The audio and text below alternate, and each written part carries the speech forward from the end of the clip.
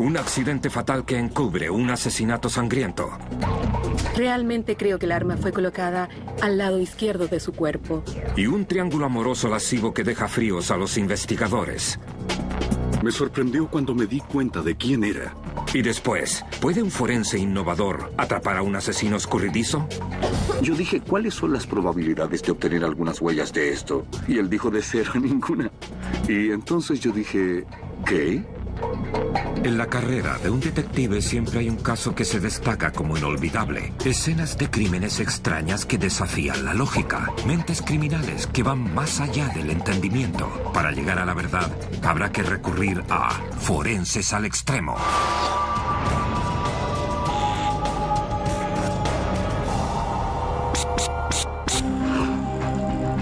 Hazel Park, en Michigan, es una comunidad a 16 kilómetros al oeste de Detroit, conocida como la ciudad amistosa. Pero para una familia, los trágicos acontecimientos ocurridos el 16 de agosto de 1999 demostrarían todo lo contrario.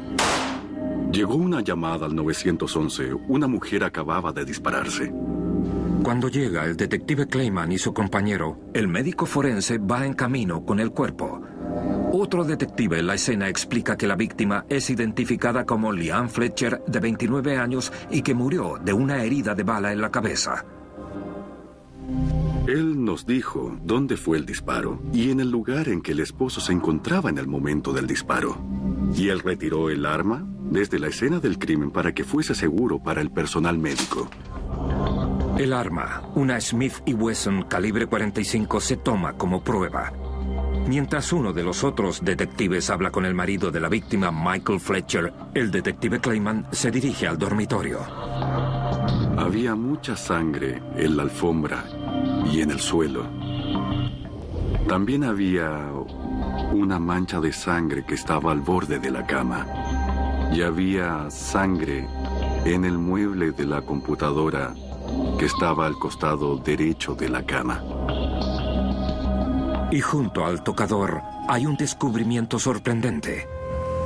Vimos el casquillo de la bala proveniente de la pistola y estaba parado sobre una alfombra, lo que era bastante inusual. Nunca había visto algo así. La cama estaba hecha, todo estaba muy limpio en la habitación. No era normal, no era usual. Michael Fletcher está de acuerdo en ir a la central de policía para ser interrogado. Se le ordena no cambiarse de ropa, mantener la camisa de vestir y pantalones que dice haberse puesto antes de encontrar el cuerpo de su esposa. Él dijo que quería llamar a su abogado y le dijimos que estaba bien. Él dijo que estaría ahí en media hora o algo así, creo. Mientras tanto, el detective Clayman llama a los expertos forenses del Laboratorio de Criminalística de la Policía Estatal de Michigan. Decidimos llamar a la unidad de criminalística de la Policía Estatal de Michigan para verificar la historia del esposo de que fue un disparo accidental. Deja esto aquí. Por las observaciones que mi compañero y yo habíamos hecho, no estábamos seguros de que así fuese. Pero tendrían que esperar hasta la mañana para que llegaran los técnicos del laboratorio. Por ahora la casa está cercada con guardias apostados afuera. Michael Fletcher se presenta en la estación de policía. Él entró a la comisaría y llevaba puesta una camisa verde, chaqueta y pantalones. Y no tenía sangre, estaba totalmente limpio. Con su abogado, los investigadores no esperan que Michael diga mucho. Pensé que sería una entrevista muy rápida. Solo quería pedirle algunas declaraciones y nada más. No esperaba que no dejara hablar a su abogado, pero lo hizo. Michael explica que él puede defenderse solo, que recientemente había comprado una pistola y que quería que su esposa la aprendiera a usar. Eso es lo que les puedo decir. Nos dijo que llegó a casa del trabajo y la llevó al campo de tiro. A la 1, en punto. Debía ir al tribunal por su trabajo. Así que volvieron a la casa. Su hija estaba en casa de sus abuelos, los padres de Leanne. Dijo que tuvieron relaciones en el dormitorio. Ella estaba sentada en la cama cuando él se levantó para ir al baño. En el momento en que él se lavaba las manos, se escuchó el disparo. Él llegó corriendo a la habitación. ¡Cariño! Vio a Leanne morir ahí. Tomó su mano Y cuando lo hizo, supo que estaba muerta. Luego llamó a emergencias. Solo dijo que ella debe haber tomado el arma para mirarla, y el arma se disparó. Los investigadores le preguntan a Michael sobre su vida familiar. Dice que su matrimonio ha sido inestable, pero que él y Leanne ahora trataban de arreglar las cosas. Y ahí es cuando la conversación termina abruptamente. Su abogado consideró que él nos había dado los sucesos en orden y los hechos de lo que había sucedido, y eso era todo lo que nos entregaría. Pero el detective Clayman sigue preocupado por la ausencia de sangre en la ropa de Michael. Lo acompañé a la salida del departamento de policía y estuvimos hablando. Le dije que estaría en contacto con él y que un detective iría con él para recuperar la ropa. Mientras tanto, la policía informa a la familia de Leanne. Es el tipo de noticias que nadie debería tener que oír. Todos estaban desolados y ellos tenían que asegurarse de que su hija no escuchara nada. Y a partir de ese momento, todos tratamos de estar juntos porque era terrible lidiar con esto. La mejor amiga de Leanne, Jenny Hughes, es especialmente afectada por la noticia. Ella dice que era una madre cariñosa con su hija de 3 años y llena de vida. Leanne era una gran persona. Ella era la mejor madre. Era una gran esposa. Quiero decir, ella daba lo mejor y mucho más. Y también era una gran amiga. Por la tarde, los padres de Lynn van a la estación de policía y cuando hablan con ellos, hablan sin rodeos. Ellos creían que su yerno Michael tuvo algo que ver con esto. El padre de Lynn vívidamente recuerda una conversación que tuvo con Michael unos días antes. El padre pensaba que era muy extraño que su hija pudiera tomar un arma. Él dijo que ella odiaba las armas, nunca había disparado, nunca quiso estar cerca de una. Y hay algo más. Resulta que Lynn recientemente se había enterado de que estaba embarazada del segundo hijo de su pareja. Ella estaba preocupada porque decía que Michael y ella acababan de volver a estar juntos y a ella le hubiese gustado tener un poco más de tiempo con él antes de quedar embarazada de nuevo. Pero ella había hablado con él y él estaba totalmente feliz por eso. Así que ella también estaba contenta. Estoy tan feliz. A pesar de que Leanne y Michael se habían separado 2 veces antes, ella parecía decidida a mantener su matrimonio vivo, aunque Jenny tenía sus dudas.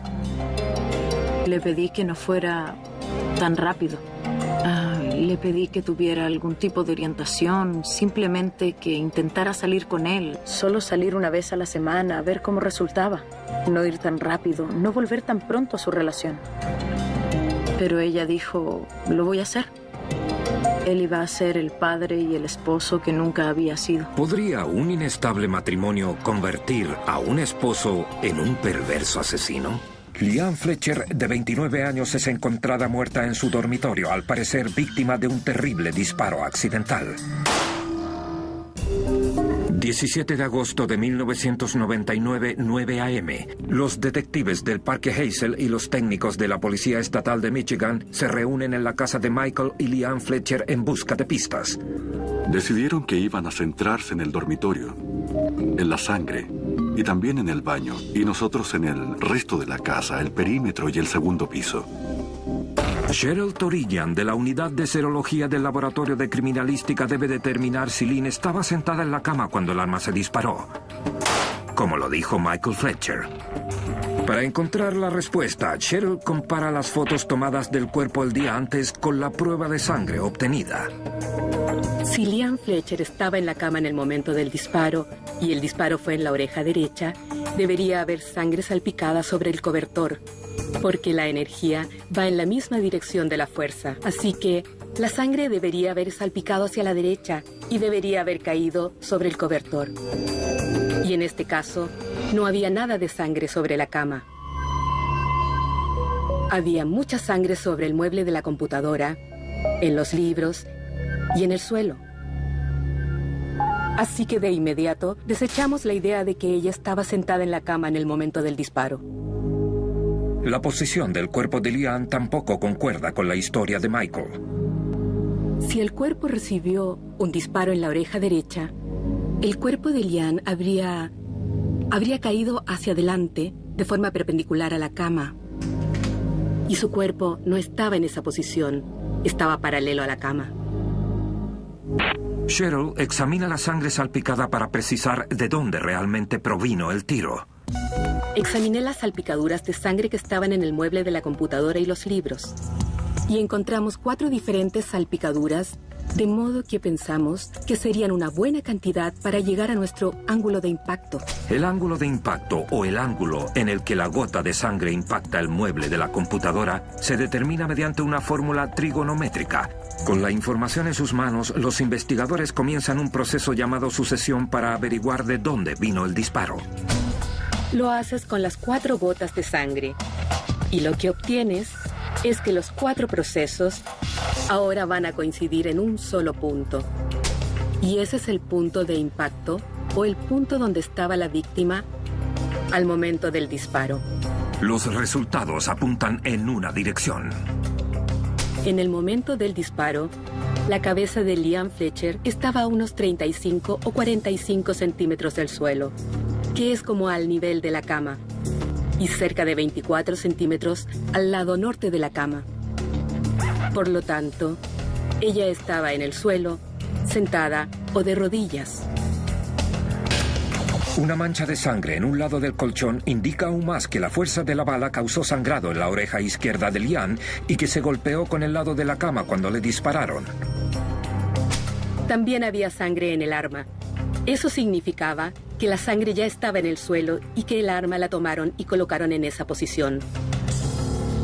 Ella era diestra y el arma debería haber caído al lado derecho de su cuerpo. Y en este caso, el arma estaba al lado izquierdo de su cuerpo. Y eso tampoco tenía sentido para nosotros. ¿Acaso Liane se movió de la cama al piso para practicar cómo volver a cargar la pistola cuando ésta se disparó accidentalmente? ¿O bien su esposo está mintiendo? Los investigadores descubren una posible pista, y es una sorpresa. Yo estaba revisando el armario en la oficina de Michael en el segundo piso y encontré un sobre amarrado con un cordón a su alrededor. Lo abrí y encontré varias tarjetas de amor y fotos de él con una persona que me di cuenta que era una jueza con la que había trabajado antes. Leí las tarjetas y las cartas y me di cuenta de que no era una amistad, de que obviamente tenían una aventura. Resulta que la supuesta amante de Michael Fletcher es la honorable Margaret Blystone, una jueza de distrito que trabaja en el mismo tribunal que Michael. Ella era una fiscal del condado de Oakland, antes de ser jueza. Ella y yo teníamos una relación de trabajo muy cercana. La considero una colega y una amiga, por lo que quedé asombrado cuando encontré la foto. ¿Una apasionada historia de amor con una jueza de alto nivel es motivo suficiente para asesinar? Mientras tanto, en la oficina del médico forense del condado de Oakland, el doctor Lubisa Dragovich realiza la autopsia del cuerpo de Liane. Los residuos de pólvora quemada en su cara claramente indican que la pistola fue disparada a cierta distancia, lo que descarta el suicidio. El patrón de las marcas de pólvora claramente sitúa la boca del cañón del arma bastante alejada de la oreja. Eso no tiene sentido. No tiene sentido en lo absoluto. ¿Por qué alguien sostendría un arma en una posición incómoda desde tal distancia y jalar el gatillo? No tenía sentido. El doctor Dragovich también determina que la trayectoria de la bala procedente de la herida de entrada en la oreja derecha descarta la posibilidad de que Liane accidentalmente haya disparado la pistola. El doctor Dragovich dictamina que es un homicidio. El largo de su brazo era de 58 centímetros. No había ninguna posibilidad de que ella en realidad pudiera haberse puesto en una posición cómoda para disparar y dispararse en la oreja derecha. De vuelta en la casa de Fletcher, la unidad de criminología concluye después de 12 horas. Además de la ropa de Michael, varios objetos se envían al Laboratorio de Criminalística Estatal en Sterling Heights para las pruebas.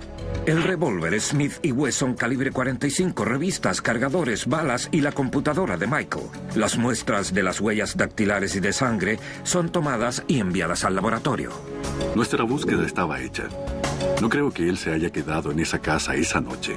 No creo que él se haya quedado en esa casa alguna otra vez.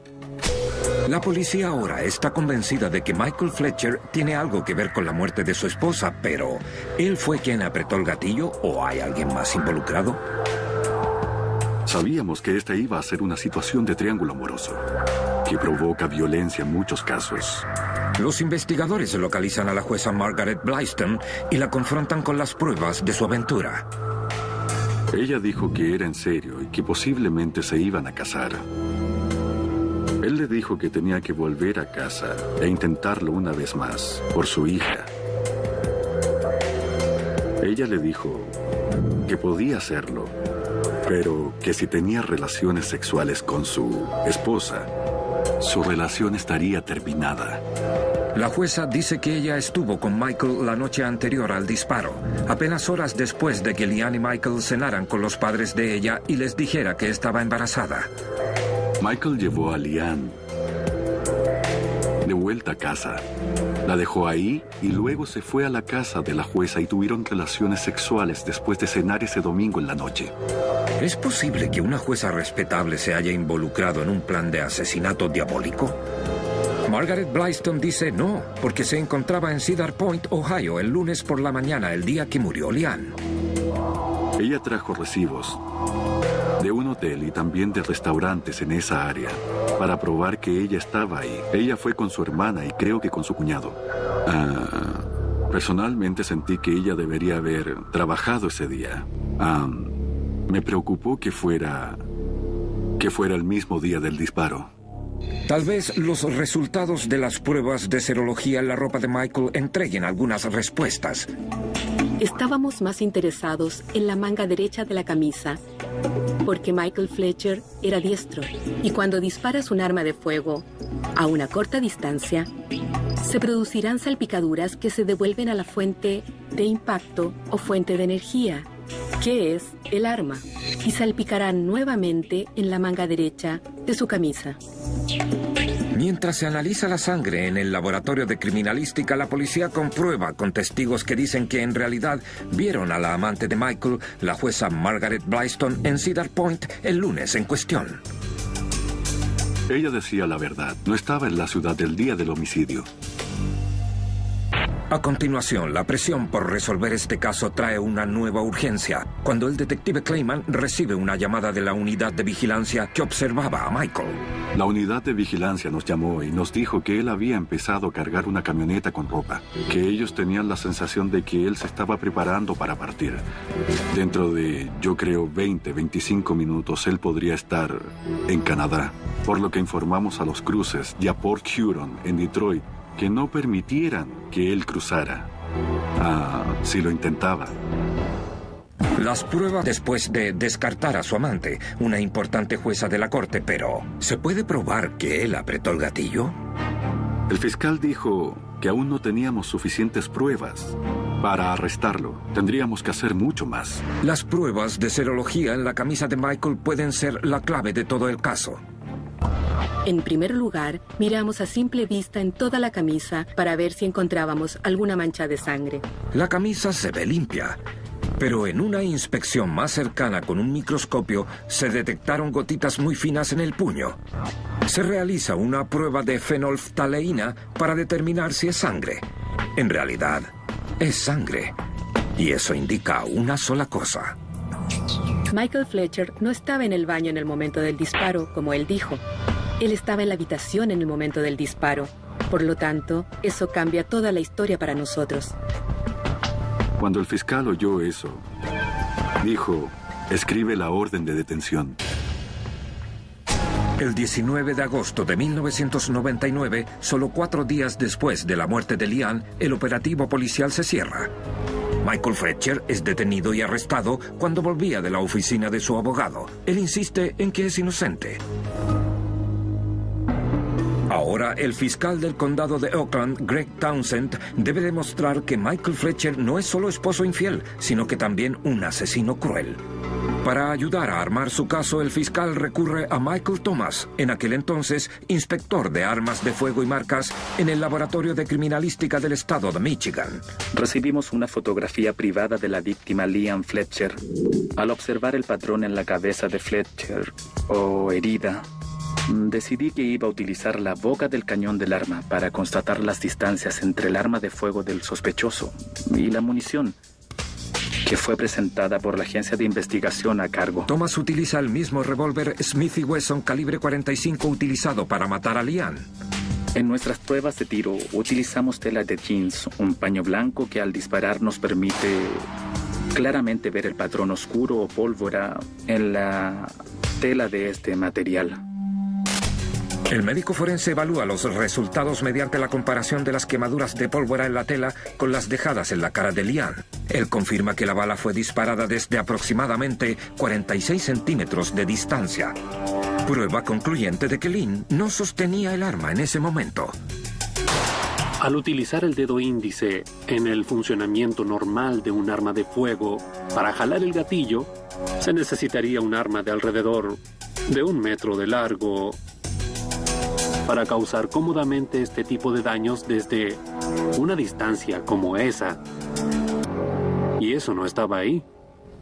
El 12 de junio del 2000, después de más de 9 meses de que Leanne Fletcher fuera asesinada de un balazo en su propio dormitorio, comienza el juicio en la corte del condado de Oakland. Michael Fletcher did not love Leanne. La fiscalía presenta un caso convincente sobre la base de pruebas forenses irrefutables. Y es que Leanne estaba en el suelo y su esposo Michael estaba detrás de ella cuando le disparó desde 46 centímetros de distancia, impactando su oreja. Al reunir todo el trabajo y teniendo todos estos elementos de prueba, al juntarlos pudimos demostrar, en este caso, que Leanne no se disparó. El abogado defensor Brian Leggio responde con el argumento de que no se extrajo ADN de la sangre en la camisa de Michael. Las pequeñas manchas podrían pertenecer a cualquiera. Una vez que la bala entra, luego lo que sale desde la herida de entrada son salpicaduras de sangre a gran velocidad, como un aerosol, como en forma de cono, pero solo tiene un alcance de 30 centímetros desde donde la víctima recibió el disparo. Y estando en el puño de su camisa, eso significa que él estuvo ahí. Él no estaba en el baño. El 30 de junio de 2000, después de 23 horas de deliberaciones, el jurado encuentra culpable a Michael John Fletcher, de 31 años, de asesinato en segundo grado. The jury doesn't believe the story that you gave to the police, and neither do I. I really don't have any doubts about what an appropriate sentence is for you. It is a sentence of this court that you be sentenced to life in prison. Creo que él realmente pensaba que era más inteligente que todos y que iba a salirse con la suya. Y es por eso que lo hizo. Y pienso que él está sentado en la cárcel ahora, preguntándose qué fue lo que hice mal, en qué me equivoqué. Creo que él aún no entiende cómo lo atraparon. Espero que eso lo atormente el resto de su vida, porque creo que eso es lo que realmente va a pasar. Lo arrestamos 4 días después del asesinato. Creo que eso demuestra la solidez del caso gracias a la evidencia forense.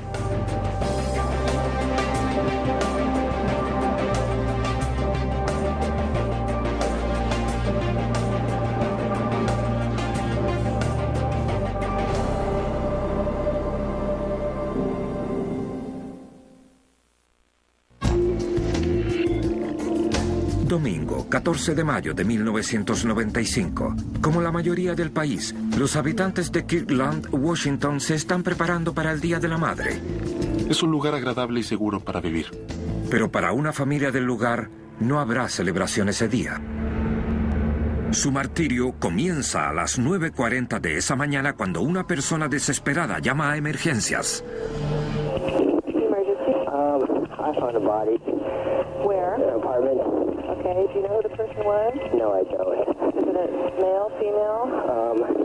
Female. Do you know how old approximately? She's in her mid-30s. Alrededor de las 10:30 de la mañana recibí una llamada del supervisor de patrulla que estaba en servicio. Sí, y lo primero que pensé fue que tal vez no podría salir a almorzar el Día de la Madre. El detective T.J. Klum es asignado al caso como investigador principal y se le ordena ir a la escena, un gran complejo de apartamentos. Cuando llega, los primeros oficiales en llegar a la escena ya aseguraron el área, y la persona que llamó a emergencias aún está ahí. Había regresado a casa a eso de las 9:30 de la mañana y se dio cuenta que la puerta principal de su vecino estaba abierta. Él se preocupó porque 10 o 12 horas antes, cuando él se iba a trabajar, la puerta estaba abierta. Entonces golpeó la puerta, llamó, pero nadie contestó. Entró al apartamento y pudo ver directamente hacia el dormitorio principal. Y tendida en el suelo a los pies de la cama había una mujer muerta y desnuda.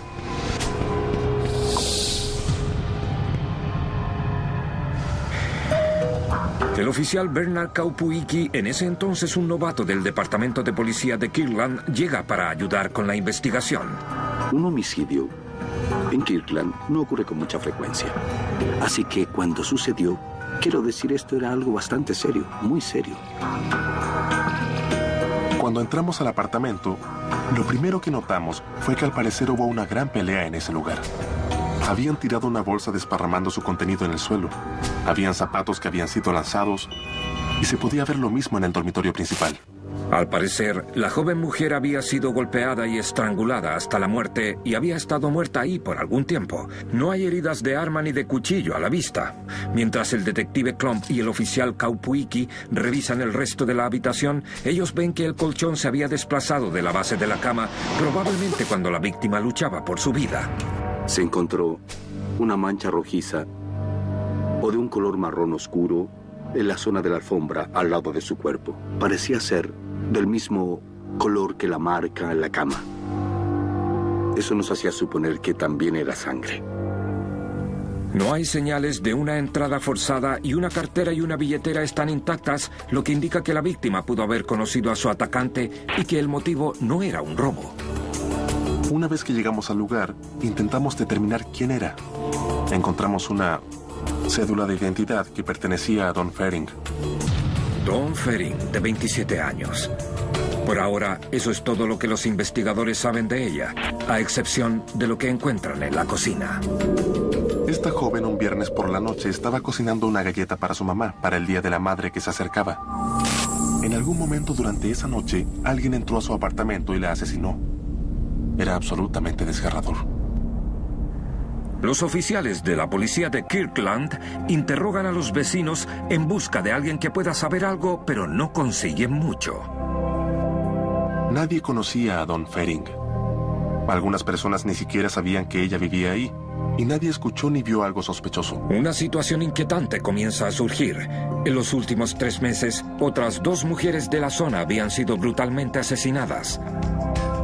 Había un asesino en serie que se encontraba en la zona norte del condado de King en ese momento. Y estábamos preocupados de que tal vez Dawn podría ser una víctima de ese asesino.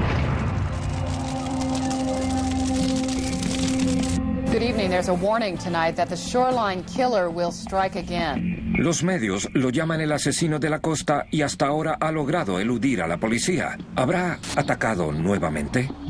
Nos comunicamos con el condado de King y discutimos el caso con ellos. Mientras tanto, se investiga la escena para encontrar pruebas. Fuera de la zona en la que al parecer hubo una pelea cerca de la puerta principal y en la habitación donde fue encontrada la víctima, el lugar estaba impecable. El cuerpo es llevado a la oficina del médico forense. Mientras tanto, los investigadores terminan de procesar la escena del crimen. Hay un montón de pruebas, incluida la sábana de la cama, muestras de sangre extraídas del piso y cenizas de un cigarro, pero ¿algo de esto los llevará al asesino? Recogimos y empaquetamos, creo que, un poco más de un centenar de elementos como evidencias.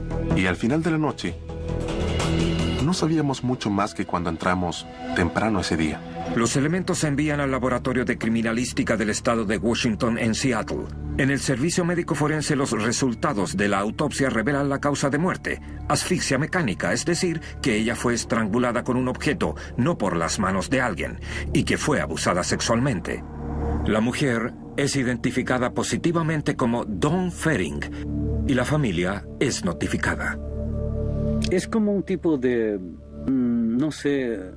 ¿Cómo te sientes acerca de la palabra vacío, pero es una sensación de vacío. Con el corazón roto y todavía impactados, los Fearing le dicen a la policía que no pueden imaginar que alguien quisiera hacerle daño a su hija. Dijeron que Dawn no vivía ahí, que ella simplemente cuidaba el apartamento de un amigo que estaba fuera de la ciudad.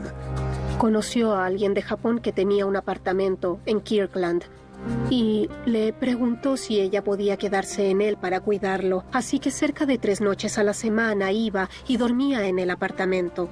El resto del tiempo ella probablemente estaba en la casa de su tía en Bellevue o se iba a su casa en Olympia. Los Fearing describen a su hija como una violinista talentosa y una viajera astuta, que tenía grandes planes para comenzar una vida de trabajo misionero. ¿Había sido Dawn escogida al azar por el asesino de la costa o fue otro monstruo que andaba suelto? Por ahora, los investigadores tienen muchas más preguntas que respuestas. La noche del asesinato, nadie escuchó ni vio nada, así que no habían testigos. En ese momento teníamos poca o ninguna prueba de gran valor de la escena del crimen. Y teníamos una víctima que, según nos dijeron, no tenía ningún enemigo en el mundo, y ella solo había estado ahí unas 3 o 4 semanas.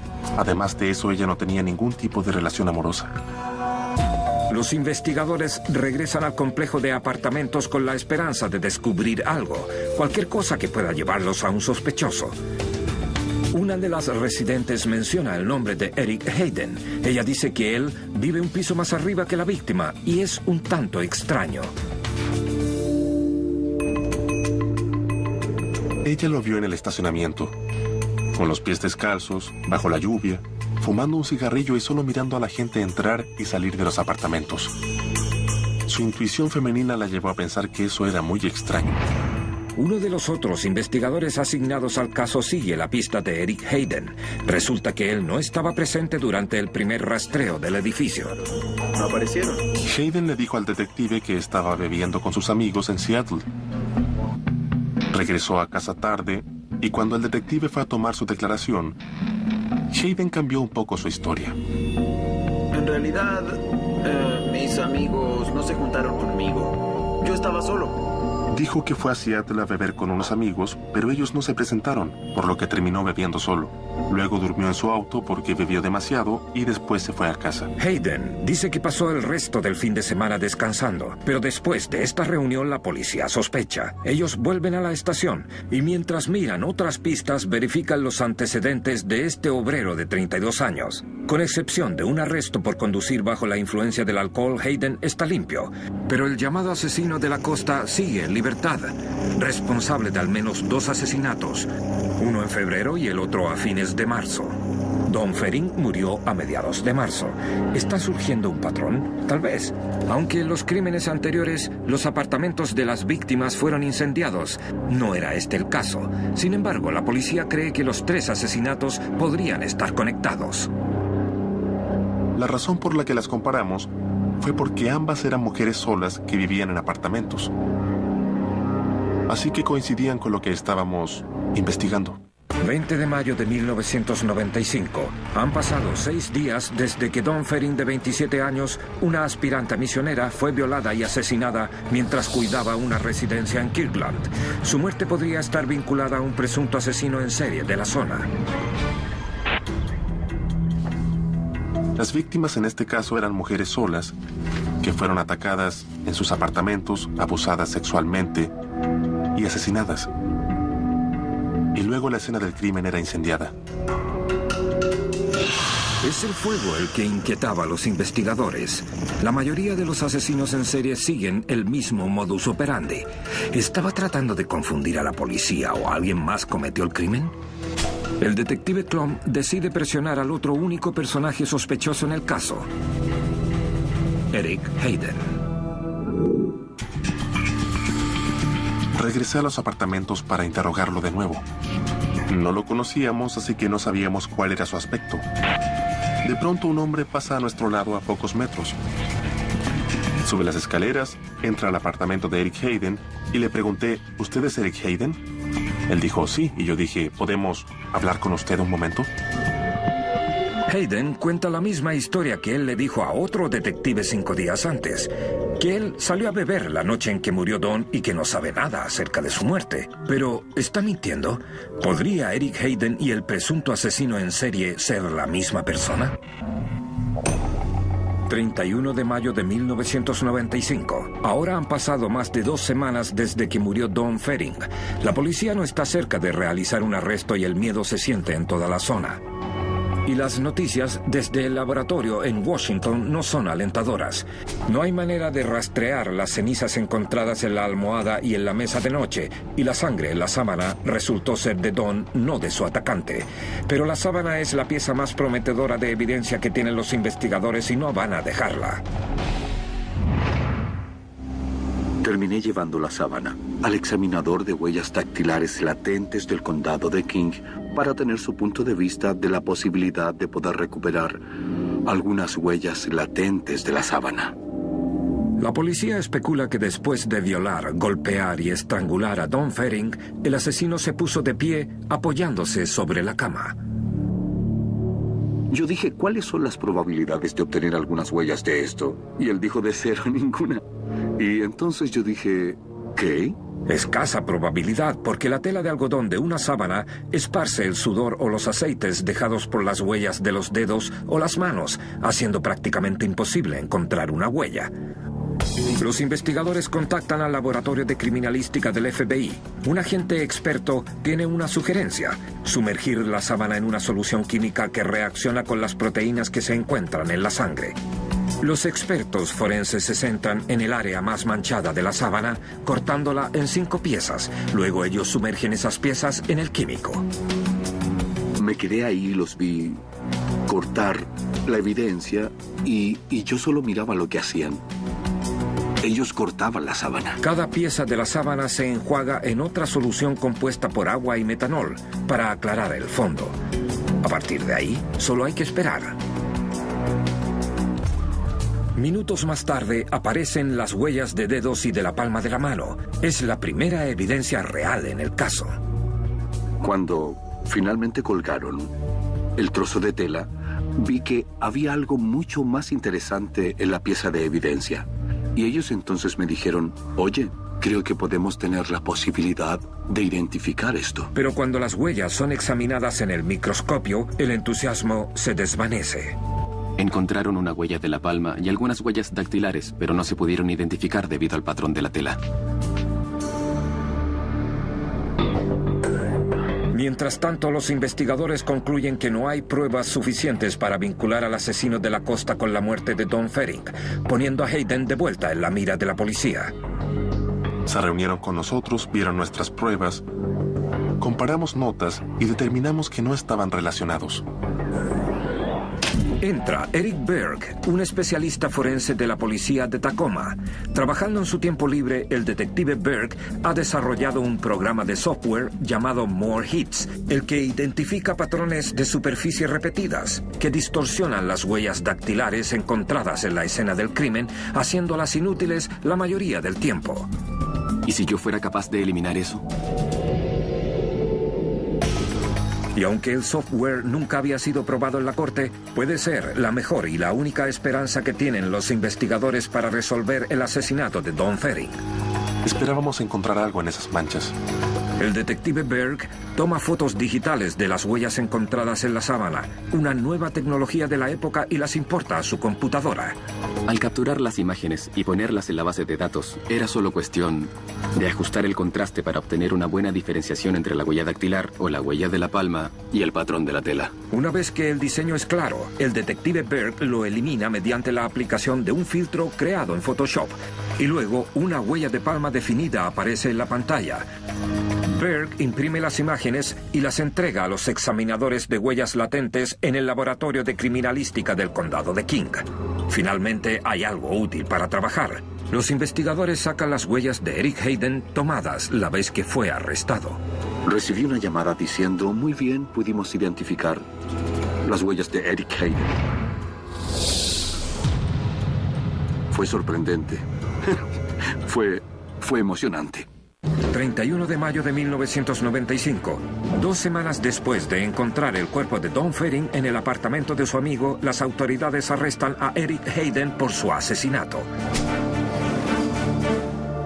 Más tarde esa noche, la policía notifica a los padres de Don. Fue como... "Oh, lo lograron, gracias, por fin.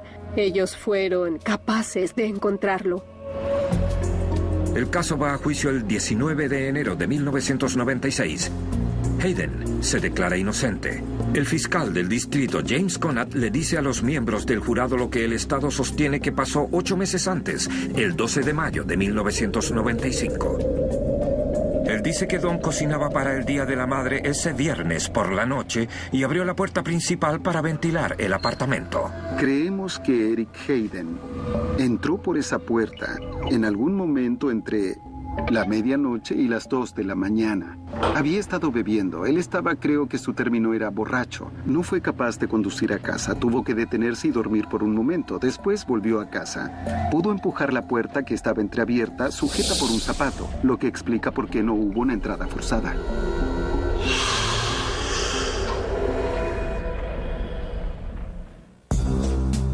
Para probar este caso, el fiscal tendrá que jugársela con una condena por asesinato en primer grado, basado en el software de mejoramiento de impresión digital desarrollado por el detective Eric Baer llamado More Hits. La defensa critica al programa que está por probarse. Aparecieron las frases habituales como, bueno, están cambiando la imagen. Y yo creo que él quería seguir usando la palabra alterar. Bueno, lo estábamos haciendo. Pero no es algo malo. El detective Berg demuestra al jurado cómo la imagen primero es mejorada, para que puedan ver cómo la huella de la palma se vuelve más definida. Podemos hacer ajuste de contraste en Photoshop porque es parte del programa. No estoy haciendo magia vudú aquí. Esto es lo que estoy haciendo. Es el tablero superior y puedes verlo.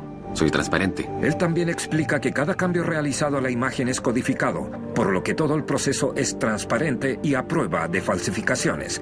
Lo que ocurre a continuación es en esencia un drama judicial. Él mostró la imagen digital en la pantalla y acabó con la duda. Y entonces se aclaró. Creo que es la mejor manera de describirlo. Se aclaró todo en la pantalla. Miré al abogado defensor, giró en su silla y lanzó su corbata por encima de su hombro, así. El jurado delibera durante 2 horas y regresa con un veredicto. Eric Hayden es encontrado culpable de homicidio en primer grado de la muerte de Don Fering, de 27 años. El 10 de enero de 1996, Eric Hayden es condenado por el Estado a 26 años de prisión. Incluso hoy, casi 15 años después, se me hace un nudo en la garganta. Estábamos realmente felices. Hayden no es procesado por los asesinatos relacionados con el llamado asesino de la costa, que más tarde resultó ser Robert Parker, de 26 años. Las huellas digitales son el control final. La computadora puede hacerle todo lo que quieras a la huella digital, y lo peor que puede hacer es que no sea de nadie. A pesar de que su hija ya no está, los Fering mantienen viva la memoria y la pasión por el trabajo misionero de Don a través de una fundación que ellos crearon en su honor, llamada Love of God Awards. Celebramos su vida cerca de su cumpleaños con un espectáculo de variedades llamado Celebrar. Es una variedad de eventos musicales y actividades para niños, que puede ser una forma de recaudar dinero, capital inicial que puede servir para los premios. Es hacer las cosas que ella nunca hizo por sí misma.